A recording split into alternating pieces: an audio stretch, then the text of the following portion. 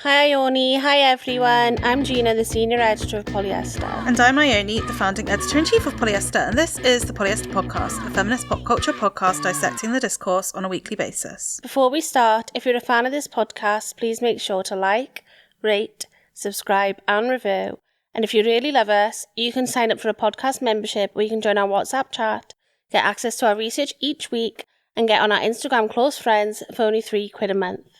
We also now have a Substack called Non-Threatening Boys Asterix, where we will be sharing exclusive podcast episodes once a month on the Boy of the Hour. We're not going to read out a review today, but we would love if you'd still leave one. Yes, please leave a review, especially of this very extra special episode. So today we are speaking to friend of the pod, Tavi Gevinson. Yes, the one, the only. The ba-ba-da-ba-bow. Wow, enjoy the conversation. Have a lovely time. We love you.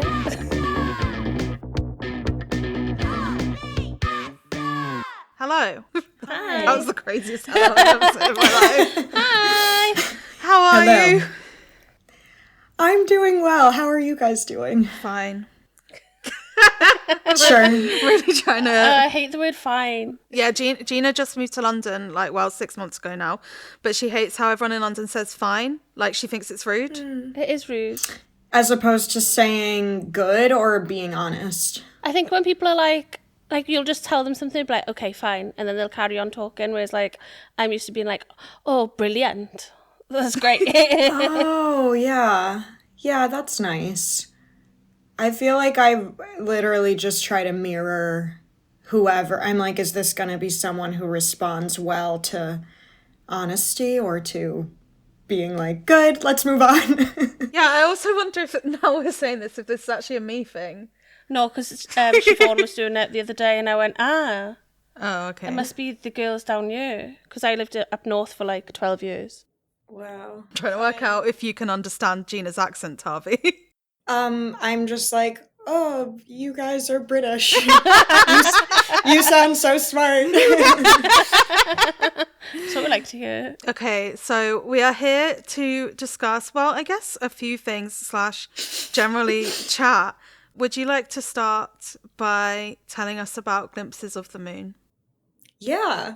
Thanks for asking me. Thanks for having me on, by the way. Anytime. Yeah, Glimpses of the Moon is an Audible original, basically a scripted podcast, like a narrative podcast that I co-wrote and co-directed and I act in, and it's based on an Edith Wharton novel of the same name that's just over 100 years old. And it's about a couple who are wedding influencers who are not actually in love, but are married and getting sponsorships and running in elite social circles for money, clout, validation. They're not so sure. How did it come about? Did you read the book and then think that you would want to adapt, or what was the vibe? Yeah, so I wrote it and directed it with my boyfriend Sam, and he read the book 5 years ago and was like, "Oh, the story feels so modern." And it feels kind of ripe for an adaptation. And also, at that time, I had been writing a lot about Instagram or fundraising for Rookie, or times in my life where I felt like I kind of still feel this way. I think this is just being like a freelance creative person, but where part of my job relied so much on pretending things were going better than they were, or doing a lot of sort of intangible things for visibility and access, and not being able to know when those things became real, whether that was in terms of, this is going to sound sort of cynical, but relationships or jobs being real. And so I read it too, and then we started working on this together and just wanted to set it in today's world. And it ended up being this really fun kind of outlet for thoughts, feelings of mine about working in fashion or in media, or about love and marriage, but also it was just a really fun place to put stuff I'd heard at fashion dinners 5 years ago or whatever. Like my list of like amazing overheard things had a place to go. What do you do with overheard things? Do you write them in your notes app or do you just try and commit them to memory? I write them down in a notes. I use Google Keep, if that matters. It's like because I think my notes app, I used to use it for writing things down, and then I was like, oh, this is just full of my horrible ideas. So I needed like a new note app. Yeah, you don't need to look at like your shopping list and be like, from like 3 nights ago when you were having an existential crisis. No, that's what I like Totally. about it. That's what you like about it. Yeah, like it's like Being confronted It's more by real yourself. that way. it's like utilitarian, you know? Like it can be anything at any moment. That's true. So I feel like recently or this year, or hopefully it's just not me just noticing it, that you've been kind of speaking a bit more about, those like early blogging days or like the fashion days or like opening up about your experiences in the media. Do you think it's just like a time thing, like enough time has passed?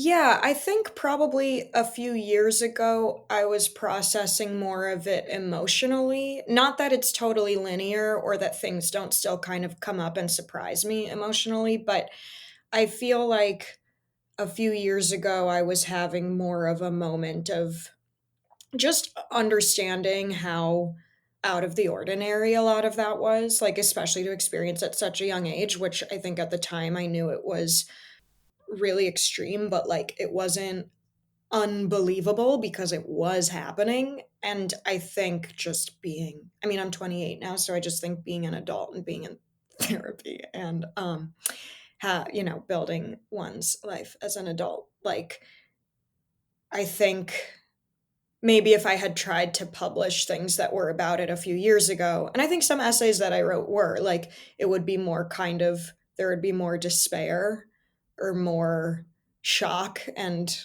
um, uh, maybe grievance or something. But I feel like at this point, like with glimpses of the moon or with this novella that I self-published earlier this year, I think there's a lot of glee and like delighting in the kind of absurdity and in this feeling of like, okay, I have had this really strange career where I've been in a lot of different spaces and a lot of different fields.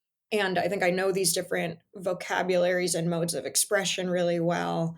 And like, what can I do with all of that? I can have a lot more fun with all of that at this point than with, something that I don't know as well. So that just happens to be like what I've been able to put out this year, but it's all been ongoing. Yeah, I guess this was one of my other questions because it seems that like both of the pieces of work that have come out this year are satirical in nature. So like what has kind of drawn you to satire as a form?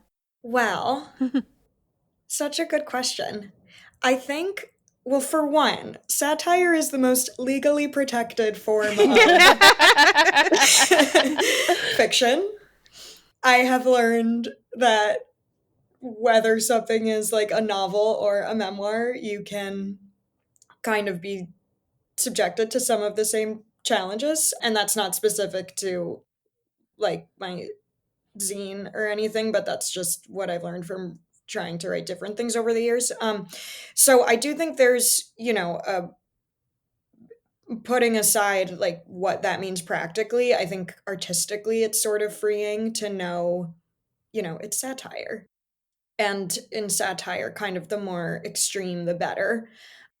I also think that like some of the writing that found its way into fan fiction, the zine, the that I keep referring to, some of that had started as like memoir, like this is what it was like to kind of admire people from afar and be a fan and then be their friend or interviewer or whatever. And it just freed me up to make that a character because I feel like if you're reading fiction or if you're reading memoir, then you're taking everything at face value. And if you're reading fiction, it's more like, I just think it's a lot more fun to notice how a narrator is maybe telling on themselves or lying or being deceptive or if they're not trustworthy. And I think that felt like a relief after years of writing essays that in some cases were quite serious and where I felt like I had to be as respectable and unimpeachable as possible. But then with Glimpses of the Moon, I just felt like the book itself, the Edith Wharton book, is so impressive for how much she kind of goes between social satire and these really acute observations about class and then really romantic, heartfelt moments. And I think part of me is really like painfully and embarrassingly earnest, and then part of me is really skeptical and mean. And I liked writing something that kind of went between those modes, and I don't know, it was just more it was it loosened things up a bit artistically. I was about to say, that's what I was about to say, but it wasn't like about being like earnest and mean. But I would say it's like kind of like your work is defined by you taking things really seriously, I'd say.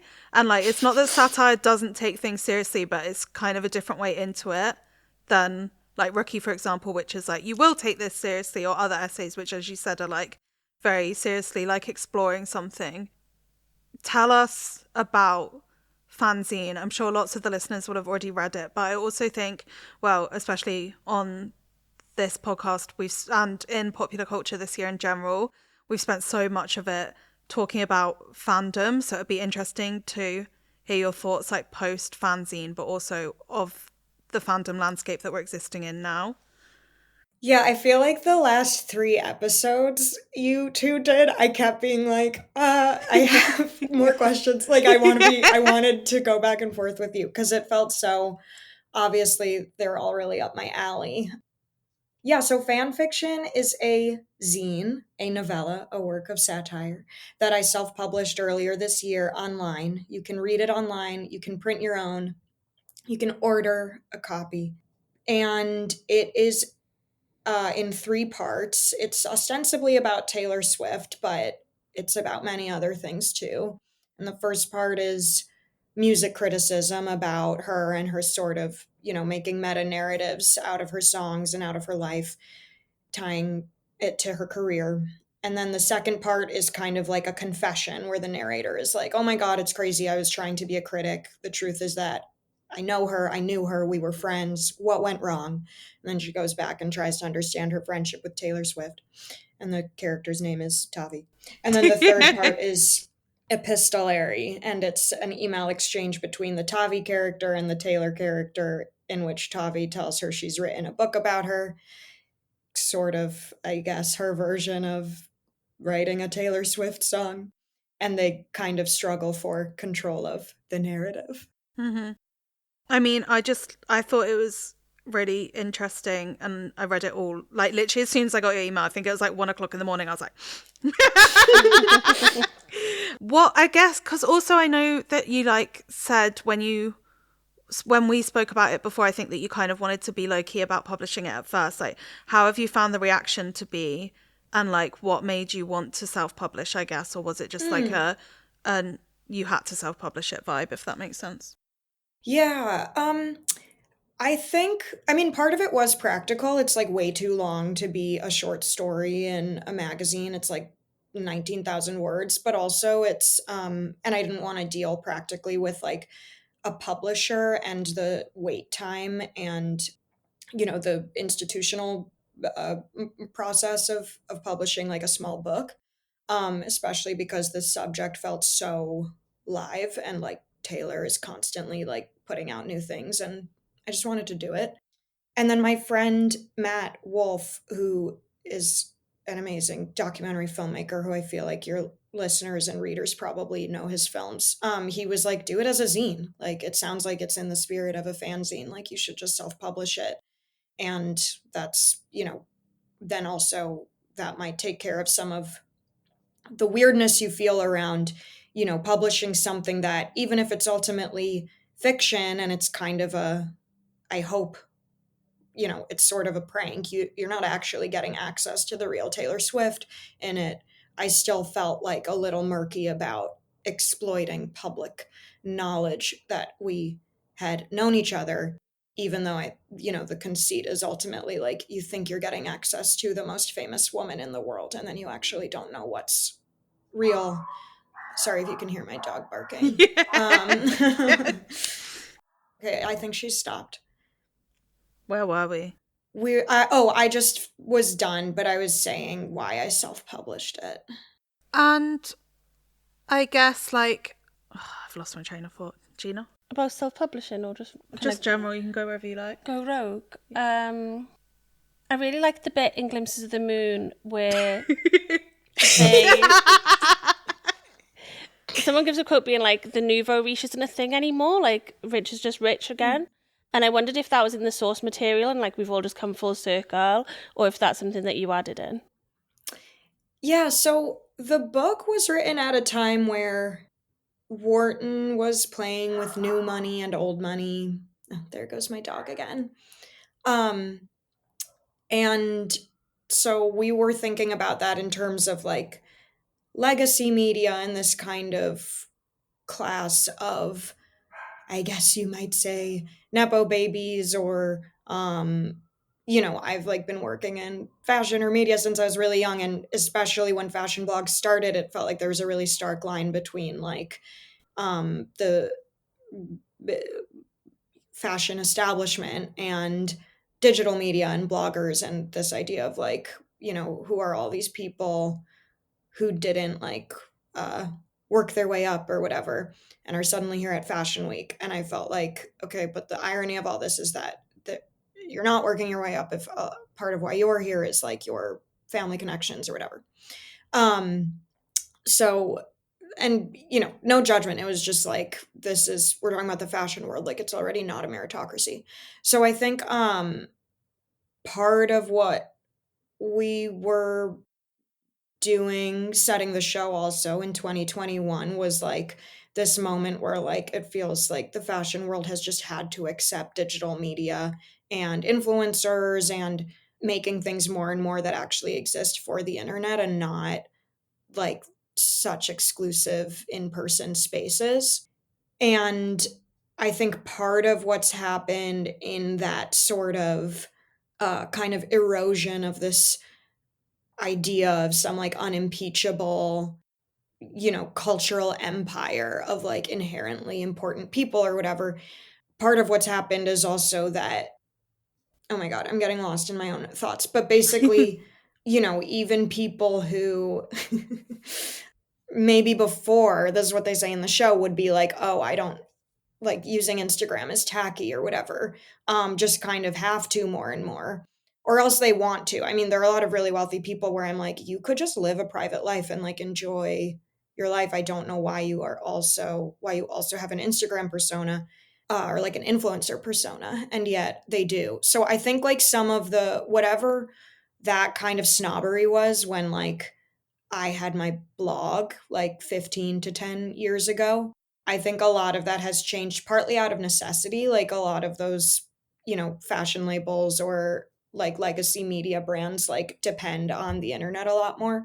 But also, I think it's at least the characters in the show, like, and especially the one that I play, like she might not necessarily have to create this brand or whatever, but like she wants to. Does that make sense? Yeah, I mean, I think it's interesting because that's definitely, I've seen like those girls on Instagram or like know those girls in real life as well, where like they literally come from aristocratic blood, but then they want to be an influencer as well. I guess it's just like an attention economy thing, as where, or like validation in some way, where especially if you work in fashion already, so there's the expectation to like be cool, I guess, Yeah. that then it's hard to just be like, oh, I could just not have attention on me though. Do you know what I mean? Yeah, and I'll count myself in that. Like I think I'm constantly trying to figure out like do I really have to be doing this stuff? Is it like, how much of this do I have to be doing in order to keep getting paid to make things or getting cast in things as an actor or to like sell books when I put out my book? Like, and there's maybe an argument to be made like you don't have to do any of it. But I think because so much of it is intangibly about generating visibility and attention and like hoping that enough of that translates into a like stable or longer career. My anxieties around that, I think, went into making this. And also when the book was written, like divorce was newly sort of destigmatized. So the characters in it were sort of like, oh, we can just like get married and see what that gets us socially. And then when one of us can marry up, like we'll get divorced because it's not that big of a deal anymore to get divorced. And so we're also just, drawing on the book and how it's like the characters at that time found themselves, feeling like, oh, this sacred institution actually isn't that sacred. So they're able to be sort of cynical about it. Yeah, I think it's interesting because it's not just like in the what is it, like a what do you call it, an Audio series. audio series.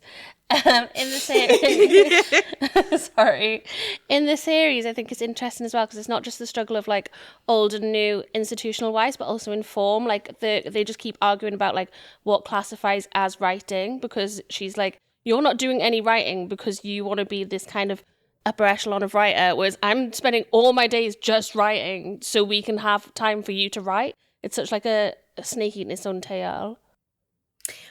Thanks. I'm so happy you seized on that because I do think like, yeah, they become this influencer couple because they think like, oh, this will be a way to avoid getting real jobs. And then they're like, wait, this actually is work. And she ends up doing most of the work, which I think I mean, we wanted that to feel like a couple, like a straight couple that like thinks they're outsmarting something, and then they still fall into like these sort of gender roles where she's like, I do everything on my own.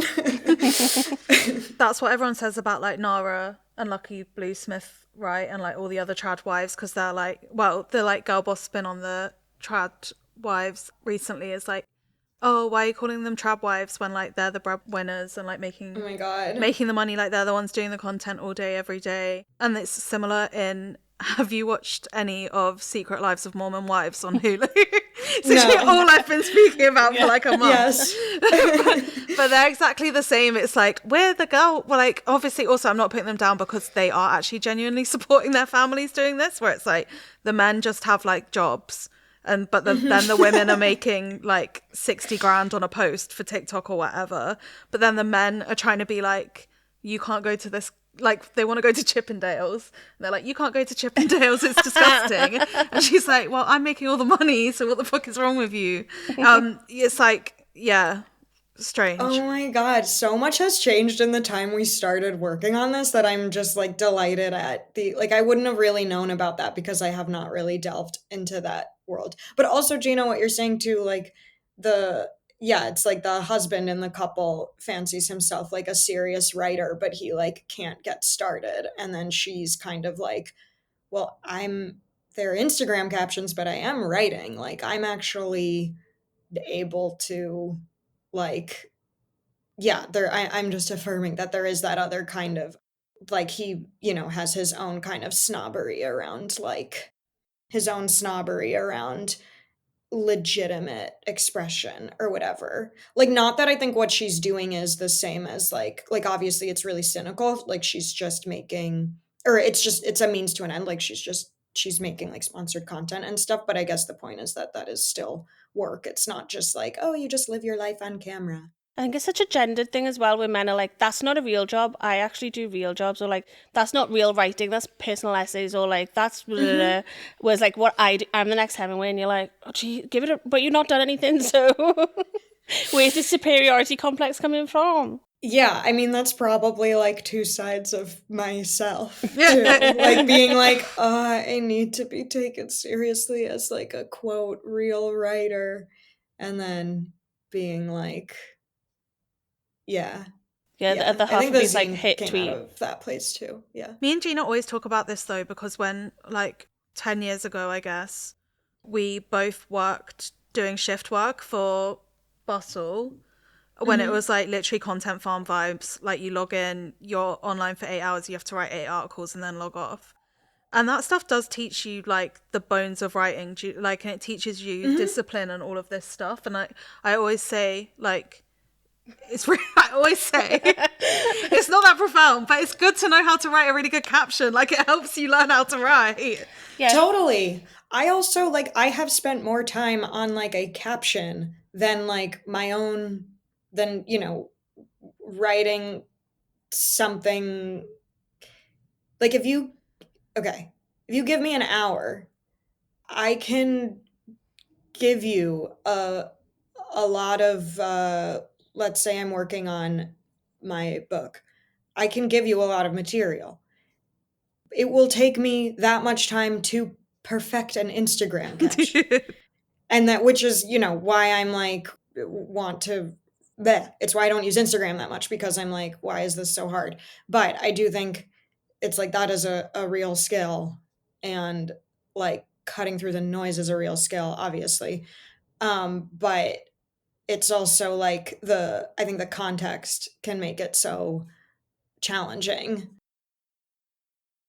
Back to Glimpses of the Moon. So when I was listening to it, it was again, I have been watching a lot of Real Housewives of New York. Everything, all roads lead back to reality TV for me at the moment. It's But true. then, so Real Housewives of New York, and then obviously also you were in the Gossip Girl reboot, and then Glimpses of the Moon, and then like Capote and the Swans last year. All of these things, I feel like New York is quite particular in that we're obsessed with this like old money. It's also funny how like I love how Americans are obsessed with old money because there is no old money in America. Like it's all just Totally. new money. But it feels like it's different in that there's still like a deep romanticization of this kind of like society way of living. Whereas like in England, for example, people don't aspire so much to be like in what's even those members clubs called? I think it's the opposite, yeah. What? Like people are aspiring to appear working class. Yeah, exactly. That's what I mean. I think like here, you're not like, oh, I want to go to Oxford and I want to be in the like this society that David Cameron fucked a pig in, and I want to then go to these members clubs. Like, Even the comedy one that's at Oxford. yeah, exactly. I feel like that doesn't. I feel like we've broken that down, but also I also feel that it's much murkier in England. Like how upper class we go to, if that makes sense. Like a lot of these things are still secretive and not necessarily embedded in pop culture. Yeah. But then my question is like, why do you think that prevails as like a narrative that people are so seduced by, especially in New York as a place? Yeah, that's such a good question. I mean, I think a lot of it might boil down, I'll just speak to my own psyche, to having like a really binary view of like outsider insider.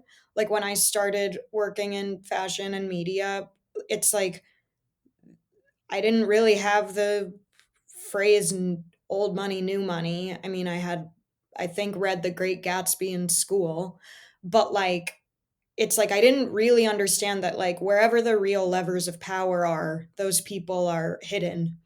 And, like, a family that's like a media dynasty, they're actually like new money by, you know, whatever F. Scott Fitzgerald standards or like Edith Wharton's standards, like in those, social worlds that they were writing about. But it's like to me, they may as well have been kings because like I was living in a suburb. And it's also all relative. Like obviously, like now I can see like, oh, the suburb where I grew up was like, it has an arts community.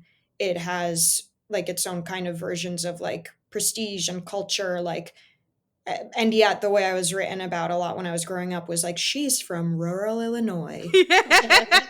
And so I think a lot of it, when I think of all these different nuances and that it's all obviously like relational, I think maybe a lot of it has more to do with in an isolated relationship or dynamic, like who's who's the winner and who's the loser, who's the insider and who's the outsider. And like the characters in the show are kind of constantly keeping an eye out for that or noticing where power is switching hands or something. I guess what feels specific to New York is like, I mean, I'm like I'm guessing I'm flying by the seat of my pants here, but I think like because it's the epicenter of so much culture, like there's maybe there's a way to like claim kinds of clout where maybe you don't come from that kind of family, or maybe you aren't from New York. I've certainly met people who have British accents and then they're like, I'm from Iowa. But I think like maybe because of the arts, there are, maybe so many different forms of like currency that one can claim. But yeah, and I guess I feel like there's I don't know, like there's like an exchange in the show between the husband character and like an older sculptor. Well, no, let me make sure I know what I'm saying before I waste your time. Well, it's like they're at the Met Ball and the older sculptor is just like depressed about how like the art world is full of robber barons who just get paid for his shows and his retrospectives, and he's just there to like make them look good. I think there is a lot of that in the arts and in the way power and uh you know functions within the arts. Like when I think about theater, for example, like working in theater, like my friends who live in other countries are like shocked at how expensive theater is here, rightfully so. And it's usually because they're from somewhere where there's way more government funding toward the arts. Like I think in London, you can see theater for way cheaper than you can here. And I feel like because so much is privatized here, like, and yeah, so much of this applies outside of New York, but because there's all of this like so much, it feels sort of like the Wild West, and so much relies on like private funding or like relationships. And I say that as someone who's like, not just theater, but like when I was trying to fundraise for Rookie and I was briefly in the like tech startup space, like I don't know. I guess maybe the what feels specific to here is like that mix of like extreme wealth and also like it being this heart of the arts and culture and people trying to make stuff happen in that way. Does that make sense? Yeah, I think it's interesting as well because like Glimpses of the Moon and similarly as a mirror to the world we live in, at one point it felt like the internet slash influencing slash whatever was like a more democratic way in which people could be involved in the arts, when really it's still as like hierarchical and closed off and will continue to get more and more messy. I don't really have a question. More of a Yeah, no, comment. totally. I mean, I think that when fashion blogging started, that was the what it seemed to be.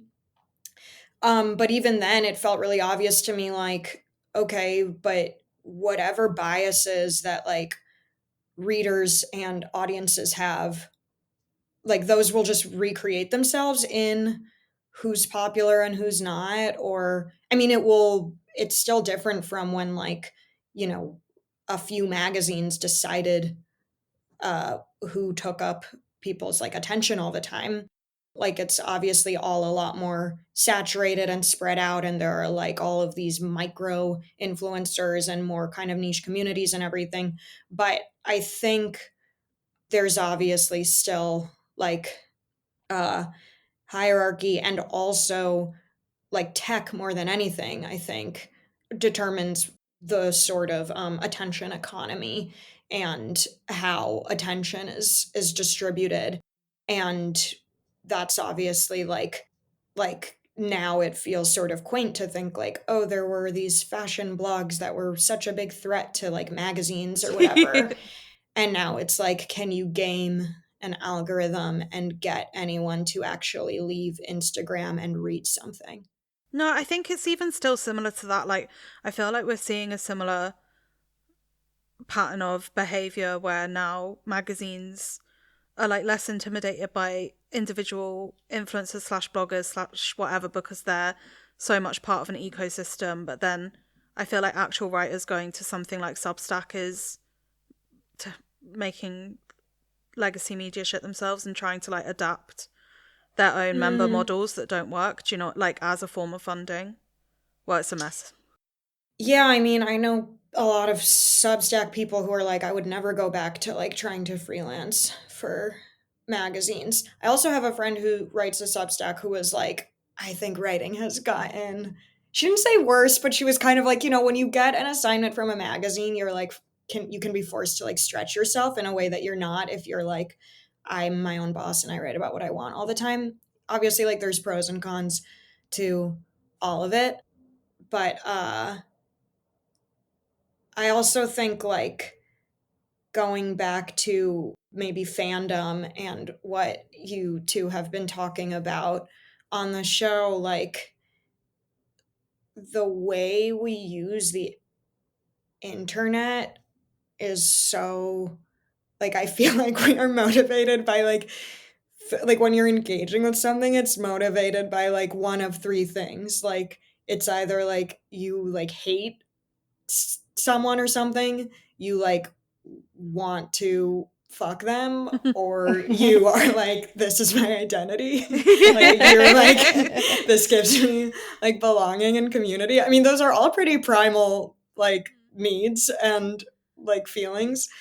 And I think just whatever seems to sort of give people like a tidy solution to any of those, or a shape to any of those feelings, can do really well. And I think where I get kind of freaked out is like, how does like long form writing exist within that? Or like, how can something even feel like with fan fiction, like how can something feel like intimate and vulnerable and risky without playing into like the kinds of like shortcuts to intimacy that I think like creating outrage or like trauma dumping or any of those things are sort of like designed to do. And like, how do you compete with, if you really want to make things that people will like connect with, like how do you compete with the sort of shorter form versions of just like, again, giving people buttons for any of those emotions I just described. No, I think that's why it worked that you made it like a printed scene. And I think that's part of why or like people that want to experience and digest like forms of culture, struggle with how individualized the internet has gotten. Because like, yeah, obviously there's ways that we can all conglomerate our thoughts like on Twitter, on Substack, on what, like everything's a feed, but it's like there's no community around those platforms because those platforms are just a like a vessel. Whereas like with a zine, it's you're giving, or with, there's other things that can exist on the internet in the same way, but like you're giving people something to gather around rather than just like be this kind of cog in it. Does that make sense? Yeah. Totally. Well, I think that's what you guys do really well. Go ahead. No, thank you. There was literally no point. Just chatting. And I think that's why, because it's because I feel like often, going back to what you're saying about like people do things for three reasons on the internet, like because they hate it, because they want to fuck it, or because they want to be part of a community.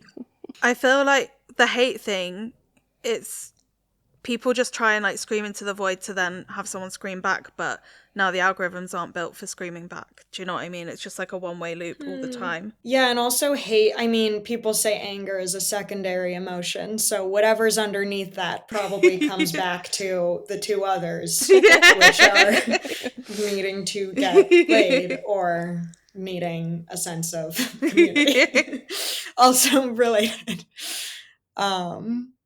Yeah. I mean, in terms of like fandom getting wilder, I think like the way things, like the emotional investment feels like it is so much about one's own identity and needing that to be affirmed by an artist. And it's like part of why people get into an artist or kind of like claim the identity of being a fan is because of what it says about them. Like it's like a really normal teenage thing to do, as you all have discussed. And then when like the celebrity, when the fan object like threatens that relationship or that narrative, it's like one's worldview appears to fall apart or something, or their self view. How did you reckon with that, like within yourself when you were writing fan fiction? I think again, because that feels like something that at least emotionally happened like many years ago. By the time I was writing the zine, like at the beginning of the year, I guess, I it just sort of felt like these are ideas I can play with because they don't really feel new to me. I think when I was a lot younger, it was definitely um like obviously Rookie was so celebratory of fandom and there were Rookie fans, but we also had so many like tributes to and spaces for celebrating fandom for other things. And we also, like, even though Rookie had a healthy amount of skepticism, I think, towards celebrity, like it was also celebratory and hyperbolic about the people we liked. And I think coming from that place, being a teen, being like an editor and curator, and so being really used to defining myself according to what I liked, very publicly too. And, you know, I think a lot of that's built into being a teenager too, because when you're a teen, there's just so much there's so much pressure on your identity and like being yourself, finding yourself, partly so you can find your path in life and make a living and know what you're going to spend all this money to go to college for. And like here there's such a premium on like going to college and for finding a career in like something you that's also somehow your identity, you know, if you're like of a certain class.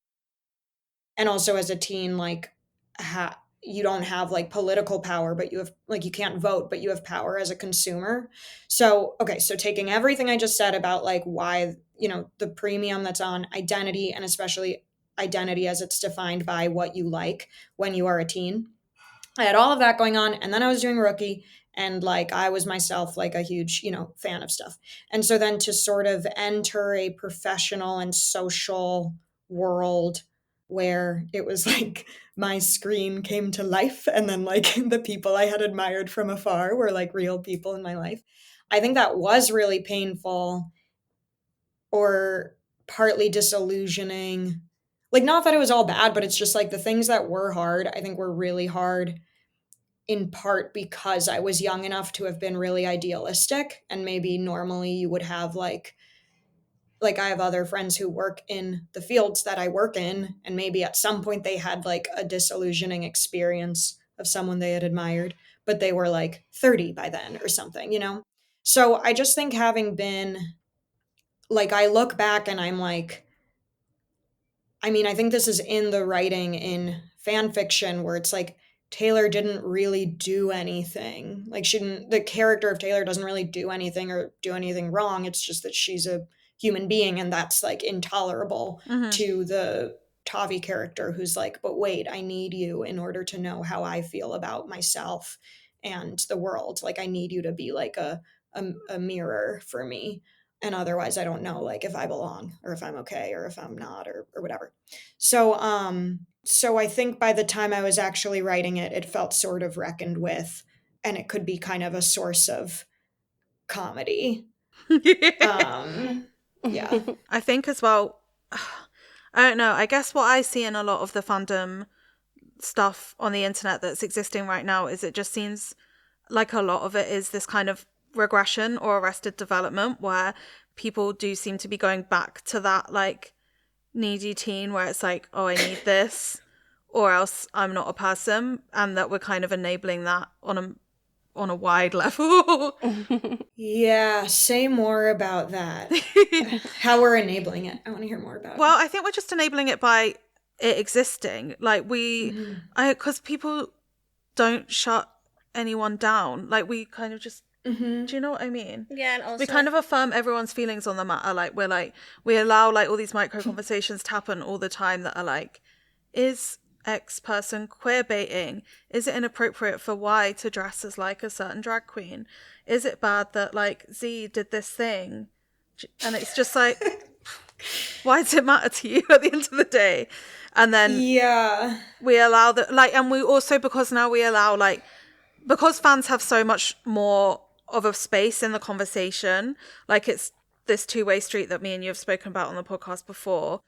it's like they think that they have a right to dictate like output or whatever, or that they are owed something because of their loyalty to the person, which are all things that you deal with in fan fiction as well.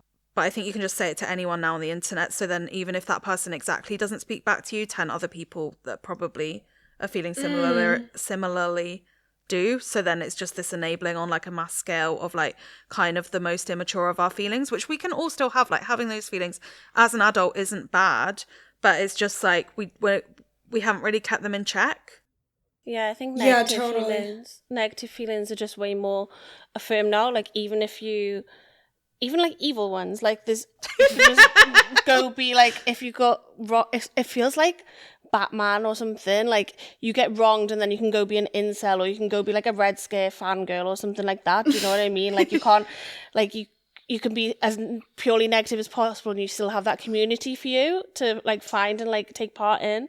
And I think that's why people are just going batshit now, because you're like, you could choose to be in the right and be Batman, or you can go and be in Arkham Asylum. Yeah. Well, I also think that oh my God, Arkham. I think a lot of it, this goes back to the Arrested Development thing. Like, it's also easier to engage in questions of morality if you're ultimately just, I think, engaging with, sorry, but the spectacle. Mm-hmm. Like, I think that's why people lose their shit over like revelations of misdeeds by artists or famous people, where they're like, oh my God, can I separate the art from the artist? And I'm like, to me, it feels like a naive response that comes out of like maybe never previously thinking about like, what does it mean to reconcile like being shaped by people or systems that have committed violence of any kind, or like, what does it mean to have parents, or like, what does it mean to, my parents did not commit any violence toward me, but just like the kind of like shock and the performance of shock at like, but how could this thing I love have been made by someone I don't know, who I've totally idealized, who it turns out like has done things that I judge. Like, I think the book Monsters by Claire Dederer is sort of about this, or she kind of makes the argument that like it's really fun to use like, but my identity and like, but my fandom as like a channel for like establishing a set of beliefs, but like that's not political action. Like it's still ultimately like an expression of consumption or not consuming something. And I also just think it's like narcissistic to like be like, oh my God, this thing happened to someone. What does it say about me? Like it's a way of like, again, engaging with like this like self-involved obsession with identity, but also with like still, I think a lot of the time like centering the artist, or like wanting to feel some kind of like proximity to them through the conflict. So I think it's like target practice maybe for like a lot of the fandom. The issues that come up within a fandom can be like target practice for maybe more consequential or material considerations one might make as an adult who's like deciding how to live or be in a community or exist within certain systems. But it's like ultimately kind of like, I think it can just sort of but I don't think it actually is the same as like having a set of beliefs that you act on.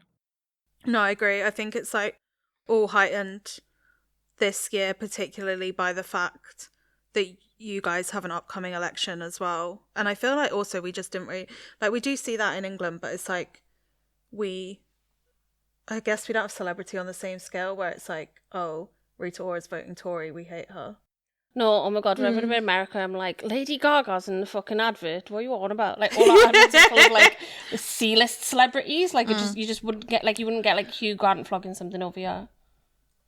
Oh my God. No. I mean, we did have Kevin Bacon for years. Yeah, but he's American. He's American. Yeah, but I know. But I'm saying he's famous. He is famous, yeah. Okay. I think what everything you said as well, sorry, final No, thing, go. is really interesting when you go back to Glimpses of the Moon, because there's like the scandal. I was really expecting at the end, spoiler warning, that like everyone would like girl boss her and be like, yeah, girl boss, but like that he is like cashing in on being like, yeah, she's a false identity, she's the one who's like fake. And I think that's really interesting to tie into what you just said about how we form identity, why we are all so angry when someone's got a false one, or like we get proven that someone's had a false one. Yeah, totally. Well, I think about that with like the word performative. Like, I understand why it's evolved to mean what it does, like that someone is doing something just for show. But I'm also really fascinated by the fact that, like, when that phrase was coined, like in linguistics in the 50s, it meant the opposite. Like, a performative was described, that word described an utterance which alters the terms of a shared reality, like wedding vows or like a prison sentence or something. Like, it actually meant like words that have some kind of, that might not change reality, but at least like change the terms that everyone's like working from. And there have been like some people in the last few years, like Judith Butler, like emailing journalists, and then they like posted on Yeah. Twitter, and Judith Butler is like, stop misusing the word performative. Like, please, it can actually be really like instructive. But like, I do think it can be instructive, because then it's like, okay, if you're, then it makes you think like, okay, how do I actually say things in public that can have some, like, what it makes, it can force you to think about like, what's the tangible effect of things I'm saying, instead of just thinking like, oh, anything that's done in public is like inherently false or whatever. Even though it's like we see how we're like constantly like creating reality by saying things publicly and other people like accepting them as true.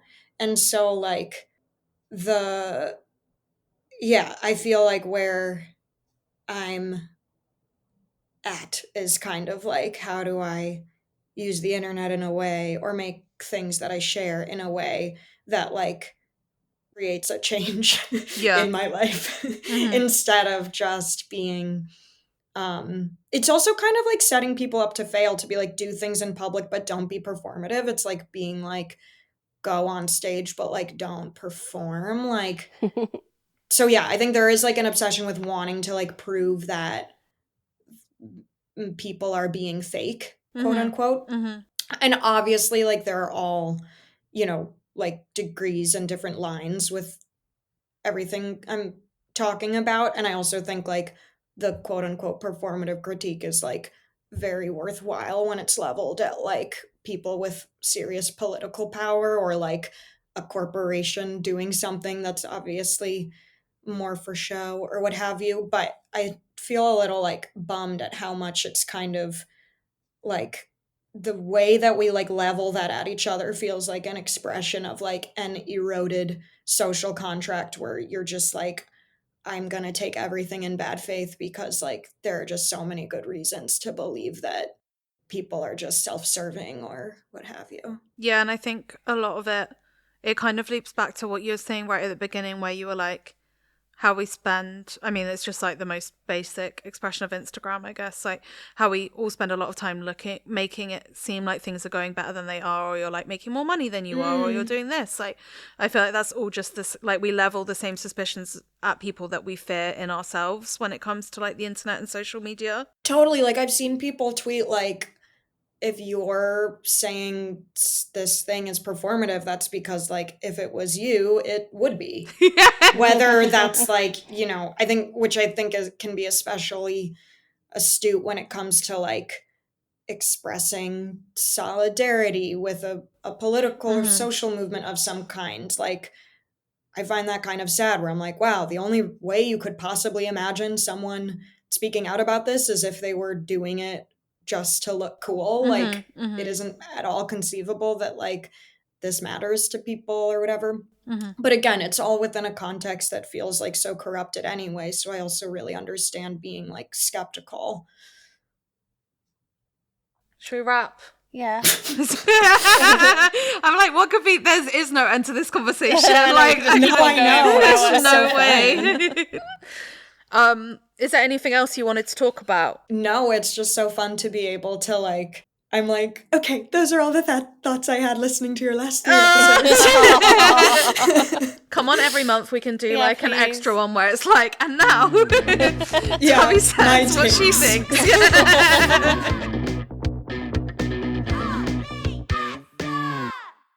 And that's that.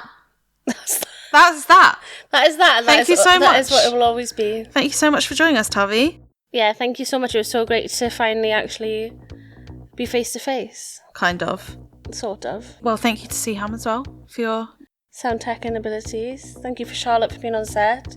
Thank you for Olivia for editing. in perfect unison.